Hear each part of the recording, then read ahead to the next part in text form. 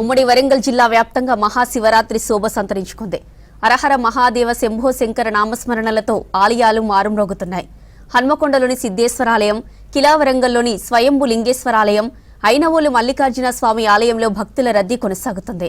రామపాలయ పరిసరాలు భక్తులతో కిటకిటలాడుతున్నాయి.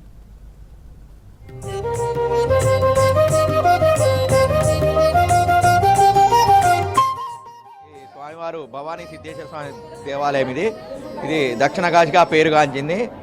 స్వామివారు పడవరం ముఖద్వారంగా ఉన్న దేవాలయం ఇది. కాకతీయులకు పూర్వము ఉద్భవించిన, అంటే స్వయంగా ఉద్భవించిన దేవాలయం ఇది. మనకు తెలంగాణలో స్వయంభూ దేవాలయం ఇది ఒకటే.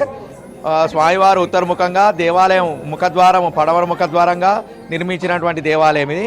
అంత విశేషమైన దేవాలయం కాబట్టి వరంగల్ ప్రజలు ఈ యొక్క దేవాలయాన్ని మహాశివరాత్రి సందర్భంగా స్వామివారిని దర్శించుకునేందుకు పెద్ద ఎత్తున భక్తులు తరలి వస్తారు. ఈ యొక్క ఇంకో విషయం ఏంటంటే, శివరాత్రి అంటే మాఘ బహుళ దశమి పౌర్ణమి నుండి అమావాస్య వరకు బ్రహ్మోత్సవాలు నిర్వహిస్తాము. ఈ యొక్క బ్రహ్మోత్సవాల్లో భాగంగా మాఘ బహుళ దశమి రోజు కళ్యాణ మహోత్సవం నిర్వహించాము. సుమారు 5,000 మంది భక్తులు ఈ స్వామివారిని తిలకించారు. ఈ యొక్క స్వామివారికి విశేషం ఏంటంటే, శివరాత్రి రోజున ఉదయం నుండి సామూహిక రుద్రాభిషేకాలు మరియు స్వామివారికి రాత్రి 12 గంటలకు భస్మాభిషేకం, అంటే 16 కిలోల భస్మంతో భస్మాభిషేకం నిర్వహిస్తాము. దక్షిణ భారతదేశంలో భస్మాభిషేకం నిర్వహించే ఏకైక దేవాలయం ఈ సిద్ధేశ్వర స్వామి దేవాలయం. మనకు ఉత్తర భారతదేశంలో మహాకాళేశ్వరంలో జరుగుతుంది.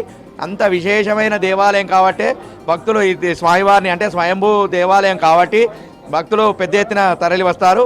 ఈ యొక్క ఇంకో విషయం ఏంటంటే, మనకు ఏ దేవాలయంలో లేని విధంగా ప్రతి ఒక్క భక్తుడు గర్భాలయంలోకి వెళ్ళి స్వామివారిని దర్శించుకునే విధంగా, అంటే స్పర్శ దర్శనం కానివ్వండి, అభిషేకం కానివ్వండి, పూలు పత్రి ఏదైనా కానివ్వండి, వాళ్ళే సొంతంగా పెట్టుకొని దర్శించుకునే విధంగా ఏర్పాట్లు చేశాము.